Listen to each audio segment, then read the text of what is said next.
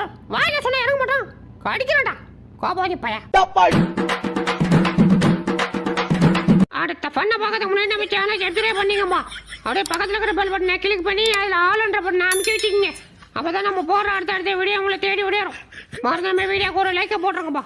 வாங்க வீடியோக்குள்ள போகலாம். அத்தி கடங்கார பைய நம்மளை மட்டும் பார்த்தா கொத்துக்கறி போட்டு விட்டுருவான். எப்படியாவது சாக்குக்குள்ளே பூந்து சாக்கு மாதிரியே உட்காந்துட்டு தான்.